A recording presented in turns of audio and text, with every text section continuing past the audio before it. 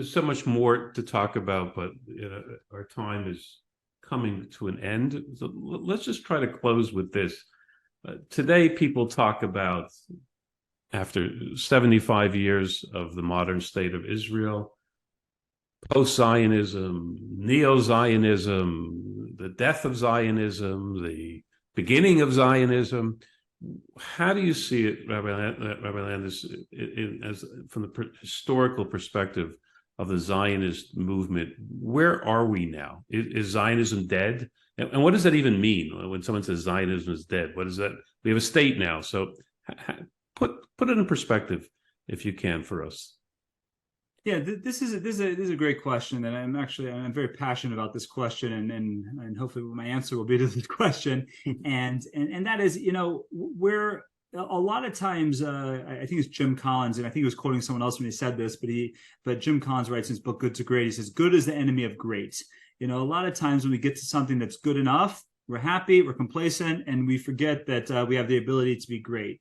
And I think that the Jewish people as a whole, the Jewish nation as a whole, could very easily fall into that trap, because we can look at a situation now, and according to many opinions, we're the first Jews, not in 2,000 years, we're the first Jews in 2,500 years who can look at the land of Israel and say that we can see with our own eyes the majority of the world Jewish population living in the land of Israel. According to many opinions, that didn't happen during Bai Sheni, during the Second Temple. During the Second Temple, the majority of the Jewish population stayed in Babylon, and it was only half to less than half that went back to Israel. And so whether it's the first in 2,500 years, the first in 2,000 years, regardless, it's remarkable that you have 7 million Jews living in the land of Israel, and you have a lot less than that living in the diaspora nowadays. Probably less than 5 million living in the diaspora nowadays. And looking at the demographics, that those numbers are going to continue to go in the repelling directions, where you're going to have diaspora Jewry continue to shrink, and Israeli Jewry continue to grow. And we can look at it, and like you said, we can say, well, we got a state, we got a sovereign state. Okay, it's an imperfect sovereignty, it's a challenged sovereignty, in some parts more than others. But we're there, we're good, we're done. And I think to that end, good can be the enemy of great. And I think that's our challenge sometimes when we look at the Rambam's 12th principle of Emunah, the Yud Gimel Ikrim of Emunah, where it's is summarized in Imam means, it's summarized in Yigdal, but the idea that we anticipate Mashiach, we anticipate the Messianic era, and we're not there yet. We're close. There's a lot of things that have happened, but a lot of things haven't happened. We don't yet have the majority. We don't yet have the entirety of the Jewish people living in the land of Israel, and we don't yet have full sovereignty recognized by the rest of the world, and we don't yet have Melech HaMashiach. We don't have the idea of the reinstitution of the Davidic monarchy. We don't have the Beis Hamikdash. We don't have the temple. We don't have the Korbanos. There's a lot that we're lacking.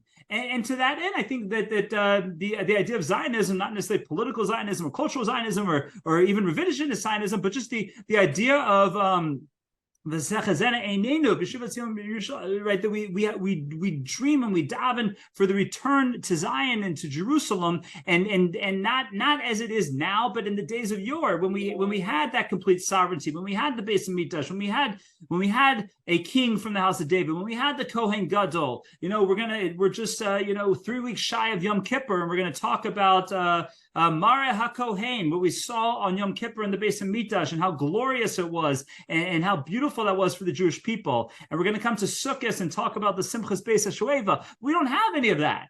So to that end, that I think this is the early danger that was perceived by the traditional community of Zionism, that if it's secular in nature, well, that's going to fizzle out. And I think the secular drive has fizzled out, because you got a sovereign homeland, you got a place for Jews to go, you have all that's proven true. So yeah, the secular idea, I would say, is dead.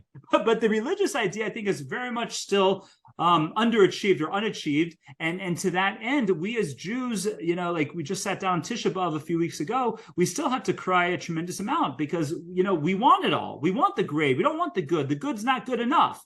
And I think it's beholden on all of us to keep that in mind.